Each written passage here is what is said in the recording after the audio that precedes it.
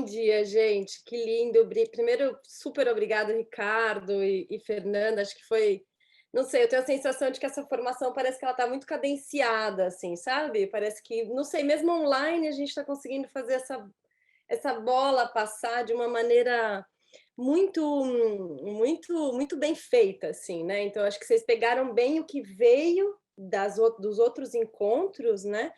E agora eu sinto que o movimento com a Daniela e a Thelma, que eu vou apresentar para vocês agora, é esse, assim, tá bom, dos espaços de negociação. E nesses 3 encontros me deu um pouco de sensação que tem horas que eles são tão inatingíveis, né, tão técnicos, tão distantes, e tem horas que eles ficam mais próximos. Me deu a sensação de que vocês trouxeram para mais perto da gente, né? E esse movimento de agora é a gente trazer mais para perto ainda, até o final do encontro, né? Acho que a conversa da Marina com o Márcio tem essa intenção de, ok, então o que isso tem a ver com a gente, o que a gente já ganhou, o que está na nossa mão. Então eu queria convidar a Daniela Chiaretti, que é uma pessoa que muitos de vocês conhecem, né? Porque é uma pessoa que realmente acompanha a agenda de clima, a agenda de negociações. É uma mulher incrível que eu conheci agora. A gente vem conversando para preparar esse nosso momento. É, aí a Dani já recebeu uns corações aí no chat, né? Então, só falar rapidamente aqui. A Daniela é repórter especial de ambiente do Valor Econômico, tem feito cobertura de grandes conferências, né, há muitos anos, ganhou vários prêmios, é membro fundador da Amazon RJF, a Mari vai soltar aí no chat, né? E então, dar as boas-vindas para a Daniela, agradecer muito por ela ter topado estar com a gente, e também topado esperar, porque realmente a gente atrasou um pouquinho, né? Mas e também apresentar para vocês a Thelma. Essa daqui também vocês devem conhecer também, é uma liderança realmente inspiradora, uma mulher que fala e conecta com muita coisa interna, tenho certeza que vai emocionar muita gente. Ela é de Roraima, ela é uma liderança indígena iluminada, e a Fernanda está me ajudando aqui nas palavras.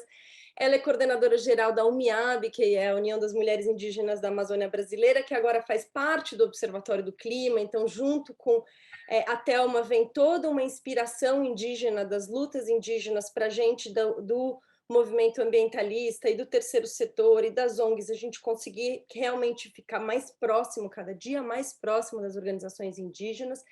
Enfim, então essa é a mesa, e esse exercício que a gente está fazendo é justamente esse movimento entre o que está acontecendo com esses espaços de negociação. E aí eu queria começar com a Daniela, né? A Daniela participou de muitos, né? Daniela, você pode até trazer um pouquinho dessa experiência sua de muitos espaços, de muitas COPs, né? Até uma também. E a Daniela cobriu muitas, fez a cobertura jornalística de muitas dessas COPs, saberia traduzir de uma maneira muito simples para a gente, mas a minha pergunta é, de tudo que você viu, onde é que você está vendo que essas negociações, né, o que vai acontecer com esse espaço? Essa é a minha grande pergunta. O que vai acontecer com esses espaços de negociação?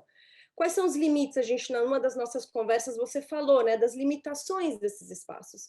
O que a gente vai ver no futuro desses espaços? Eles vão ser mais plurais ou eles vão perder um pouco de força? O que deve acontecer nos próximos anos, na sua opinião? Depois eu ia passar para a Thelma com uma pergunta um pouquinho mais específica também. Dani, bem-vinda e super obrigada. Com você. Muito obrigada, eu que agradeço. Bom dia, Joana, obrigada. Bom dia, Thelma, prazer em te ver e te conhecer. E bom dia, querida. Bom dia a todos vocês, muito obrigada pelo convite. Eu estava ouvindo um pouco o Ricardo e a Fernanda, nossa, sensacional escutá-los, e agradeço muito vocês terem feito esse convite, espero contribuir aí. Joana, nossa, é o seguinte, eu cubro essas conferências em série, né? Quase em série, desde 2008, todas. Então, eu acho que hoje, até entre jornalistas internacionais, eu devo ser uma das que mais cobriu essas conferências. E se eu voltar ao passado, eu comecei a cobrir em 92. Eu estava na Folha, era a única mulher de uma equipe de 6 jornalistas, todos homens, e minha filha, eu estava grávida, né, nós duas ali. E foi uma conferência marcante para mim, porque trouxe essas discussões que a gente está vendo. É o seguinte, é difícil dizer qual é o futuro, né, especular nisso, mas a minha sensação, eu tenho algumas sensações. A primeira é, essa COP particularmente, eu tendo a pensar nela como uma das mais chatas dessa série. Ela tem que fechar uma coisa que é chata, é importante e é chata para um jornalista para escrever e para é muito técnica. Esse livro de regras é você fechar esmiuçar coisas de mercados difíceis de entender.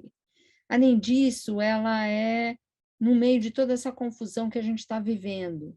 Então, ela é uma COP difícil, porque ela vai ter restrições de pandemia, restrições, como Fernanda dizia, como é que a gente vai se reconhecer.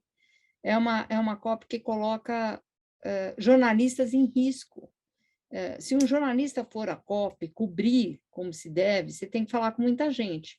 Ou seja, você está exposto a muito os vírus e tudo. O processo dessa COP é um processo muito, nós vimos, né? Arrogante, né? Para eu usar um adjetivo que me vem. O que eu vejo? Agora, é o que a Fernanda dizia, né? Gostei muito dessa imagem dela sobre os capítulos da Netflix e a série. Eu tenho a impressão, e ela também usou uma expressão que eu concordo, que é de expansão e retração do processo. Eu acho que essa COP vai ter a importância dela, esperamos que ela conclua o que ela tem que concluir.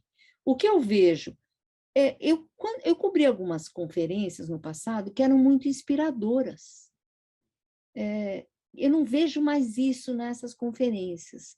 Então, por exemplo, você pode achar ruim o mecanismo do protocolo de Kyoto, claro, todo o protocolo, mas ele era interessante, ele era uma estrutura. Um mecanismo de desenvolvimento limpo era interessante, era algo que foi criado ali. O Fundo Amazônia, o processo do Fundo Amazônia, a ministra Marina Silva, eu sou testemunha, foi gerado ali. Como você podia ajudar países com recursos para emissões que eles evitariam no desmatamento.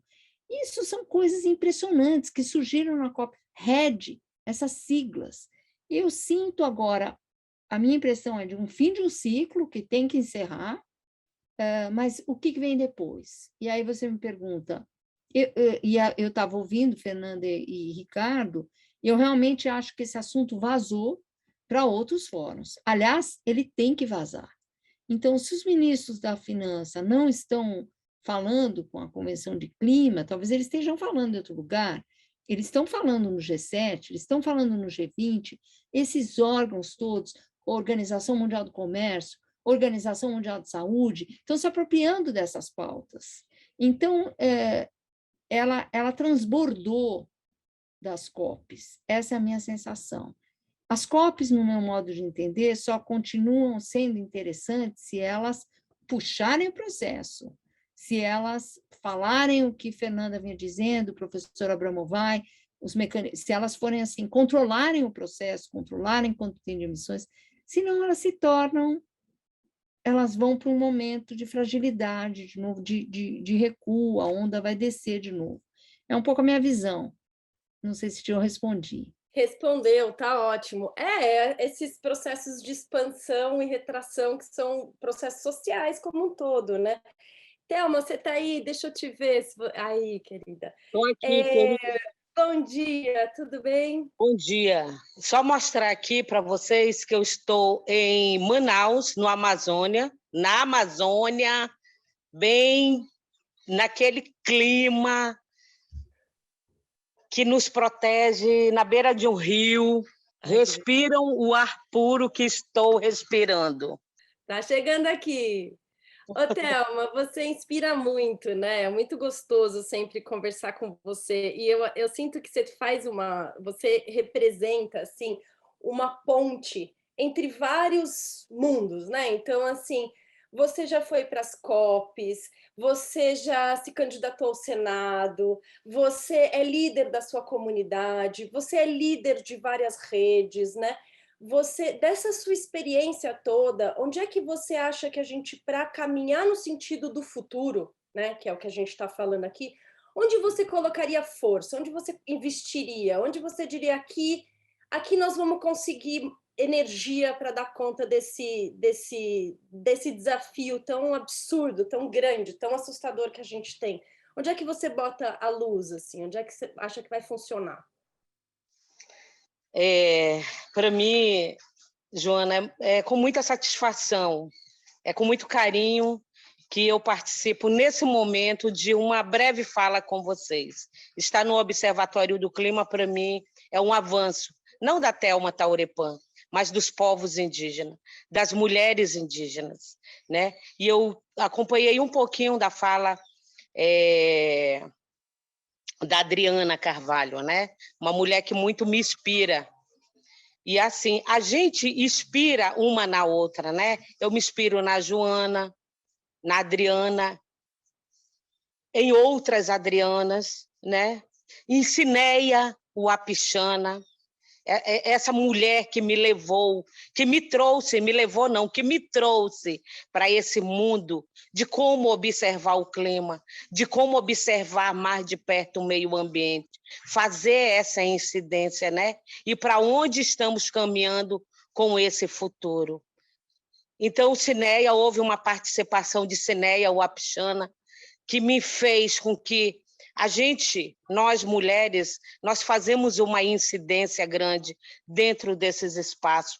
Houve, né, um avanço muito grande. E eu digo a vocês, numa breve fala da Adriana, como que evoluiu. E eu digo para você, Adriana não, Fernanda Viana, um dos avanços maiores foi a participação dos povos indígenas, fazendo essa incidência dentro das COP. Nós estamos, a PIB, junto com a COIAB, junto com a UMIAB, estão levando várias lideranças indígenas, né, para fazer essa incidência dentro da COP, para que o mundo nos vejam e que nós cuidamos, 80%, somos 5%, mas nós cuidamos de mais de 80%, né? Então, eu acredito que nós, mulheres indígenas, já estamos aí, né? Há milhares de anos, fazendo essa incidência para que o mundo, de fato, vejam os povos indígenas, para que o mundo observe que não é esse capitalismo desenfreado que também nos mata, tenta matar, com a destruição, esse avanço imenso dentro dos territórios indígenas, com a mineração, com a queimada. Então, e nós, mulheres indígenas, nós temos feito essa incidência. Então, assim, o que nos leva, o que nós podemos avançar é, de fato, que o governo ele demarque as terras indígenas que faltam demarcar. Nós temos um tamanho dentro do estado de Roraima que a gente possa garantir um tanto às nossas futuras gerações, mas dentro de outros territórios que não estão demarcados, a fragilidade, ela leva à morte. E não é isso que nós queremos. Reformula para mim, Joana, a tua pergunta, porque eu queria fazer essa fala nesse início, porque nós precisamos... nós tivemos a segunda Marcha das Mulheres Indígenas, com mais de 5 mulheres presentes em Brasília, e o vírus maior é da destruição. E nós estamos aqui para reflorestar essas mentes que só pensam no capitalismo. Hoje, um avanço, né, de recurso para que haja o pagamento para quem destrói. né? E como ficam as nossas vidas? Se paga para ter vida? Por que não ter recurso para reflorestar as nossas terras, os nossos territórios, para demarcar as nossas terras? Eu queria fazer essa fala antes da pergunta, tá, querida? Não, Thelma, eu acho que você respondeu assim, né? Eu acho que a sua resposta trazendo as mulheres, para mim, ela faz muito sentido, né? Então, se a gente pensar onde é que a gente tem que botar energia, talvez seja também no movimento de mulheres, né? E aí faz a ponte com gênero, com justiça climática, né? Com o que a gente tem conversado tanto, escutado tanto, pessoas que inspiram. Mas eu queria só, então, já que você pediu para eu reformular, eu vou trazer uma fala do cacique Marcos Sabaru, no nosso vídeo, ele falou que a resposta já estava dada, né? Que os povos indígenas que antes guerreavam fizeram uma grande aliança pelo território. Né? Ele fala isso de uma forma muito bonita. E ele fala, é isso que nós precisamos fazer, uma grande aliança na sociedade. Você vê isso caminhando, você vê esses encontros que você falou agora, né? Entre o Observatório do Clima, organizações que antes estavam... Se você vê isso acontecendo, a gente está indo nesse caminho de uma grande aliança? Nós temos uma grande aliança, né? Nós temos uma grande aliança, mas a aliança maior nós precisamos fazer. É com o governo que tem a caneta na mão e que faz leis, que é contra os povos, os originários da terra. Essa aliança, ela precisa ser feita para que nós possamos, de fato, chegar ao governo e dizer para ele, pare, não é dessa forma. Nós temos indígenas dentro do governo, temos, mas que acaba vendo da forma que o governo faz e está certo. Mas nós precisamos dessa aliança com todos. Nós precisamos, de mãos dadas, fortalecer a vida, porque não é só a vida. Se acabar com a vida dos indígenas, acaba a vida de todo o planeta Terra, porque nós somos fonte de energia, nós somos fonte dentro da nossa espiritualidade. Quando não há chuva, os nossos espíritos se conectam para que derrame chuva. Quando não há alimento, os nossos espíritos se conectam para que haja alimento. É isso que nós precisamos fazer. É fazer com que essas nossas alianças elas permaneçam mais unidas, caminhando de mãos dadas, mas dizer para o governo, fazer essa incidência para o governo, lá dentro, dizendo a ele que ele precisa fazer algo. E o que é esse algo de bom para o mundo, para a nossa mãe terra, a demarcação das nossas terras? É dizer a eles, não só a ele, porque não é só um presidente que gere todo essa ação, mas todo um governo que nos vê, muitas das vezes, como empecilho, e nós não somos. Nós damos a vida. É nessa união que nós também precisamos fazer essa incidência, Joana. Obrigada, Thelma.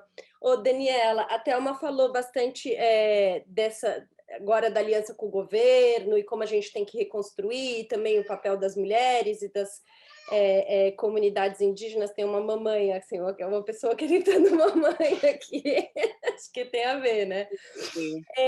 Eu queria voltar um pouquinho só, porque uma coisa que o professor Ricardo Abramovay falou é da importância dos psicólogos. Ele falou em algum momento da fala dele, e me chamou muita atenção, porque nas nossas conversas você também trouxe, né? Então, tem alguns públicos que a gente está sempre muito focados, né? Por exemplo, os jornalistas, a cobertura na COP, como é que a gente está passando as informações, como é que o público está sentindo, mas tem outros grupos sociais, outros setores que a gente quase não vê, né? São eles, assim, o que você falaria? A gente tem que investir nisso daqui, na formação, ou escutá-los, ou trazê-los. além das mulheres, né, e acho que tem uma coisa da juventude também, quais outros setores e públicos e grupos sociais você acha que a gente tem que investir para superar esses desafios? Obrigada, Joana, e obrigada, Thelma, que eu estava procurando inspiração e já veio assim, já me sinto melhor. Muito obrigada. Eu estou aqui, urbana, você aí no meio do mar, muito bom. Olha, eu acho, isso é um ponto que eu penso muito sobre isso, tem alguns pontos, né, sou uma pessoa de comunicação e eu olho por essa lente. Eu acho o seguinte, é interessante formar jornalistas para esse assunto? É. É interessante formar milhares de jornalistas para as negociações? Não. Eu acho que é interessante formar alguns jornalistas, porque as negociações, não é todo jornalista que precisa descobrir como funciona uma negociação. Alguns precisam e contar o que é. Mas, assim, já que você não pode formar todo mundo em tudo, eu dividiria os esforços. Então, o que eu estou pensando? Estou pensando o que chega até a mim. Uma das coisas é justamente esse negócio dos psicólogos. Por quê? Eu andei escrevendo uma matéria, na verdade, é uma conversa, é uma coisa que eu tenho na cabeça há uns 2 anos, quando eu fui cobrir enfim, eu ouvi a seguinte pergunta ao secretário-geral da ONU. Havia uma manifestação enorme de jovens, né, os jovens da Greta, todos esses jovens do Fridays for Future, os nossos jovens todos, e um repórter um repórter estrangeiro perguntou para o secretário-geral da ONU: o senhor não se preocupa com isso, com essa geração dos jovens? E aí, eles são adolescentes, e a adolescência já é um ponto da vida em que você questiona tudo, confronta tudo, o mundo é sombrio, você não se encontra, você não tem identidade, já é uma confusão. E, além disso, para essa geração de adolescentes, está se colocando um peso, que é o peso do mundo que eles vão viver, do mundo de emergência climática. Então, eu lembro dele virar e falar: a gente se preocupa muito com isso. Isso cravou na minha cabeça, nunca mais esqueci. Então, eu acho que é preciso formar os setores da sociedade para viver com isso. Então, psicólogos, como é que psicólogos podem entender que esses adolescentes têm mais essa peso na vida deles? Outra coisa, escrevi uma matéria agora, recentemente, de um estudo do PIC, do Instituto Alemão, que mostra uma modelagem de computador e que mostra quanto o clima extremo ameaça as novas gerações. Vou te dar só uma informação. Uma criança que nasce este ano, em 2021, vai experimentar, em média, o dobro de incêndios florestais, entre 2 e 3 vezes mais secas, quase 3 vezes mais inundações de rios, quebras de safra, 7 vezes mais ondas de calor do que os pais e do que os avós. Então, eu acho o seguinte, a gente tende a falar nas negociações e na nossa cobertura muito em mitigação, cobrar maior ambição, claro que isso é importante, mas a gente está mais do que na hora de falar em adaptação, no meu ponto de vista. Adaptação não é só construir dique, adaptação é formar gente, formar psicólogo, formar engenheiros para essa infraestrutura nova que o professor Ricardo Abramovay falava, formar questionamentos, quer dizer, o Brasil pode fazer estradas de ferro agora, não sei se não estou entrando no mérito se é bom, se é ruim, mas essas estradas de ferro são a infraestrutura do futuro e elas vão ser feitas em base a quê? A diesel? Será que não era a hora da gente tentar uma eletrificação maior do país? Os agrônomos, os novos engenheiros florestais, professor Abramovay, de novo, falava de ciência. A gente tem grandes pesquisadores no Brasil. A gente tem INPE, a gente tem Embrapa. Nesses anos todos, nós vimos aparecer o Map Biomas, que é isso? É uma coisa revolucionária, com o SED do Amazon. Então, eu acho que, respondendo à tua pergunta, Joana, A gente precisa formar essas pessoas, os novos agrônomos, os psicólogos, os arquitetos, os urbanistas, e isso é adaptação para mim, sabe? Adaptação é formar as crianças no primário, que vejam que nós, no Brasil, temos mais línguas faladas, né, Thelma, do que tem na ONU. No Brasil se fala mais de 300 línguas. O que os povos indígenas enxergam, eu aqui da cidade, não tenho a menor ideia. É quase como ir a Marte. Olha quanto conhecimento. Olha, então, eu não sei se respondo a tua pergunta. Isso para mim é adaptação. Isso para mim é uma forma de comunicação. Isso é pressão da sociedade. Formar novas grades escolares, formar entre esses jovens das cidades o respeito aos povos indígenas. Nós temos que formar essas crianças, esses jovens, essas gerações. Quando a gente fala das futuras gerações, não é só conviver com essa crise climática, emergência climática. É isso. E conviver com isso significa respeito, respeito à diferença, abrir os ouvidos, ouvir os outros. E é isso. Eu começaria a pensar numa formação, se eu tivesse esse poder, né? Numa formação geral das nossas sociedades, né? Então, eu faria isso. Enfim. Maravilha. Eu acho que é incrível, porque se dependesse de nós, né? A pergunta, se dependesse de nós, né? E aí eu queria usar isso para essa pergunta que eu vou fazer para Thelma, assim, tem algumas coisas que dependem de nós, né?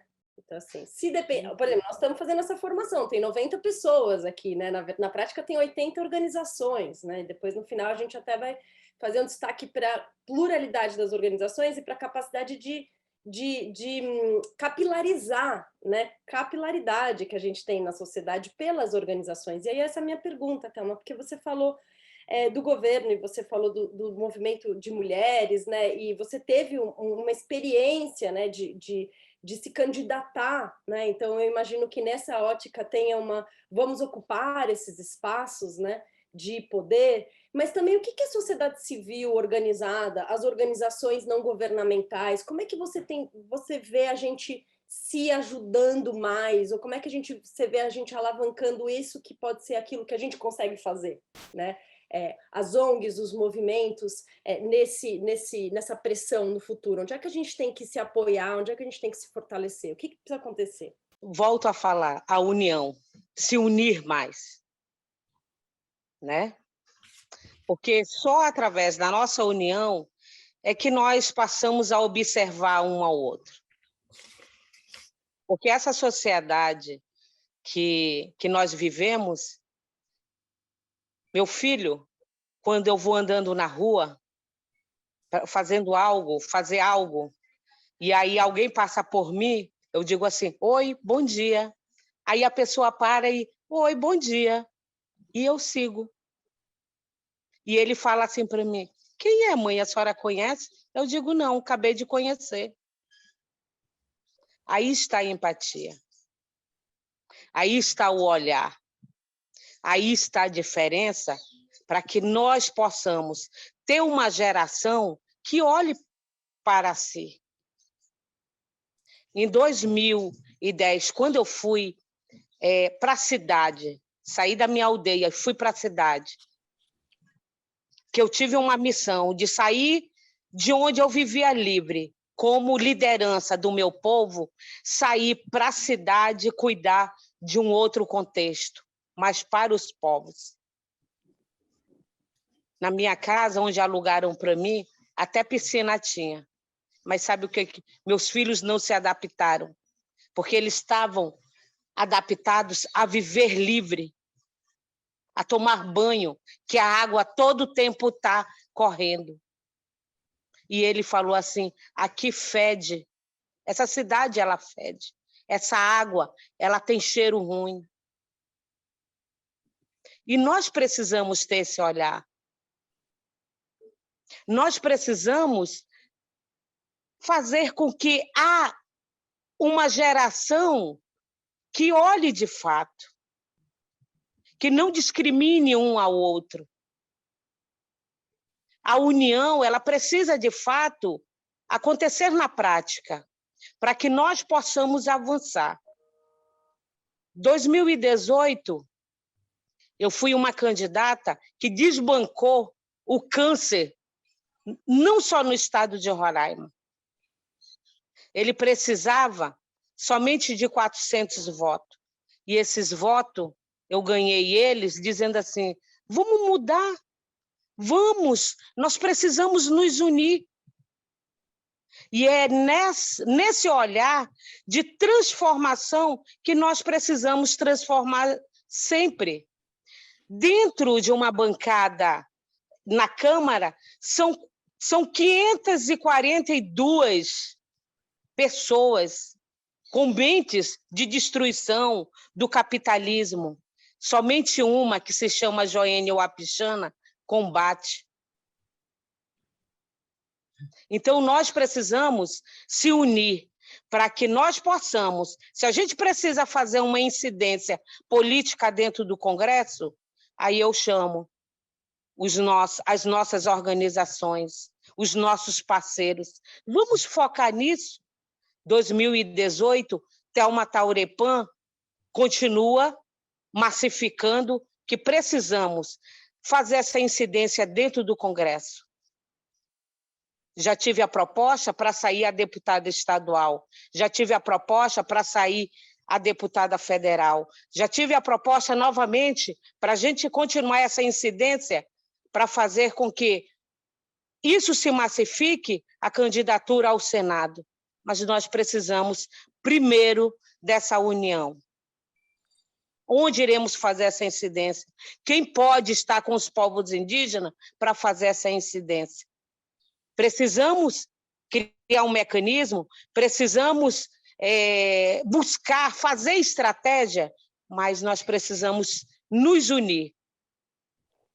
Eu digo para o meu povo hoje que nós tivemos a oportunidade de ter uma presidência indígena, que se chama Sônia Guajajara. Nós não conseguimos. 2020, nós temos uma política, e eu tenho muito medo dessa política, porque essa política não pensa como nós, para reflorestar a mente.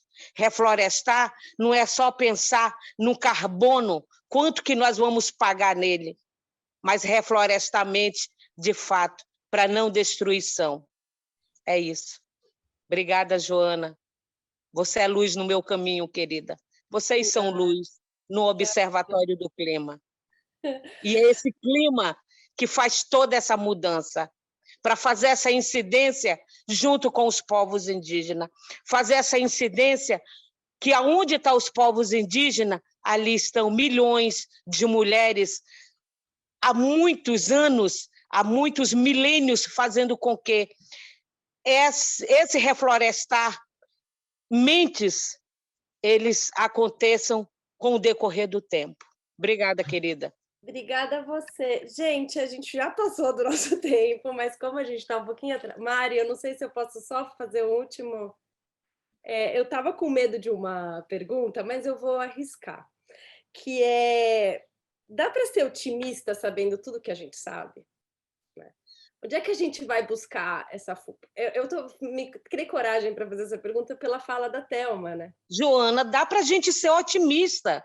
Sabe por quê? Porque existe milhares de Joana, milhares de Thelma, milhares de Fernanda, milhares de Adriana. É através desse otimismo nosso que nós vamos fazendo a revolução. E nós, mulheres, nós podemos e fazemos essa revolução. Seja com o povo branco, com o povo negro, com o povo originário, nós temos, ainda existe, ainda está vivo e ainda está presente a nossa Mãe Terra, porque nós ainda temos esse otimismo. Dani, uma palavrinha?